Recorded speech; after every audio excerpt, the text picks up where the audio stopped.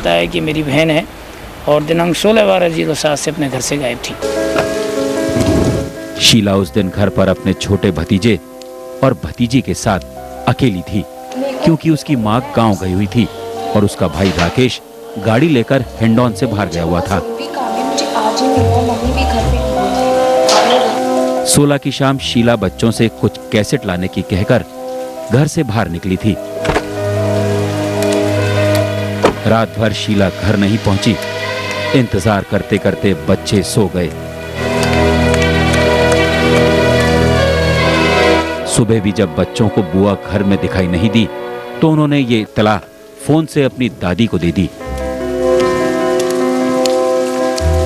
शीला की मां 17 तारीख से ही बेटी को इधर उधर ढूंढती रही।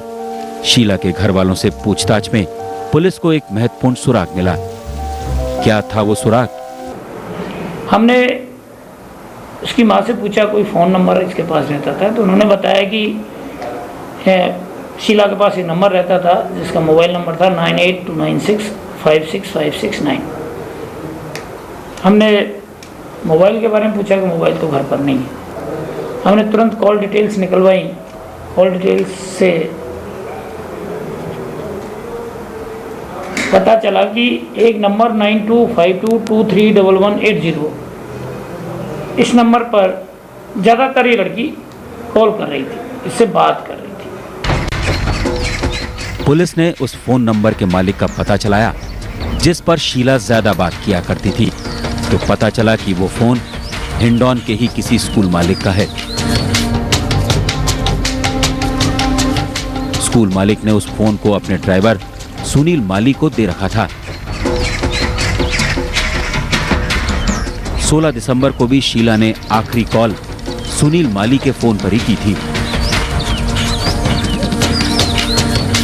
यही नहीं, इस कॉल से पहले भी करीब 45 मिनट के दायरे में शीला कई बार इस फोन पर संपर्क कर चुकी थी। शक के दायरे में आए सुनील माली से पूछताछ के बाद शीला के इतने फोन करने के राज का खुलासा हो गया।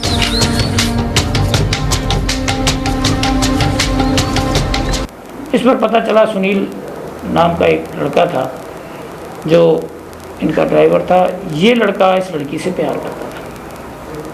आपस ये पहले सुनील के मकान में रहे थे किराए से, तब से इनके आपसी अफेयर्स थे। शीला जब अपने घर वालों के साथ गांव छोड़कर हिंडौन आई थी, तब ये लोग सबसे पहले हजरिया की कोठी के पास सुनील माली के घर किराए पर रह रहे थे। एक ही मकान में रहने के कारण शीला और सुनील के बीच नजदीकियां बढ़ने लगीं। बेशक शीला अब खन्ना नगर में रहने लगी थी, लेकिन सुनील के साथ उसकी नजदीकियां फिर भी कम नहीं हुई। बात करने के लिए शीला के पास मोबाइल था और रोज मिलने के लिए एक बहाना भी था।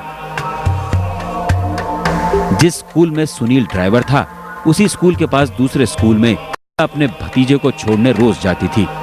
कॉल डिटेल से पूरी तरह पिछले कई महीनों से शीला ही इस फोन पर बात करती थी। इसका कहना था कि सब मेरे पास तो पैसे होते नहीं थे। शीला कम से कम 8 से 10 बार डेली दिन में बात करती थी सुनील के फोन। उस दिन भी सुबह 2 बार कॉल थे। इसके बाद 6 कॉल 5:55 से 6:43। 2 साल पहले सुनील की शादी हो गई। ये शादी भी शीला की चाहत को उससे दूर नहीं कर सकी। जब भी सुनील घर होता और उसके मोबाइल की रिंग बजती, सुनील की पत्नी समझ जाती कि ये फोन किसका आया होगा। सुनील मोबाइल लेकर कमरे से बाहर आ जाता और देर तक बातें किया करता। सुनील की इस तरह फोन पर लंबी बातचीत कभी कभी सुनील और उसकी पत्नी के बीच झगड़े का भी सबब बन जाती। पति पत्नी के बीच झगड़े और सुलह चलते रहे और सुनील का शीला से फोन पर बात करना भी बंद नहीं हुआ।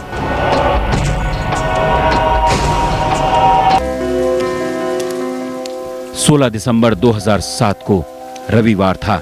छुट्टी होने के कारण सुनील उस दिन अपने ही गांव के दोस्तों सुनील और मदन मोहन के साथ क्रिकेट खेल रहा था।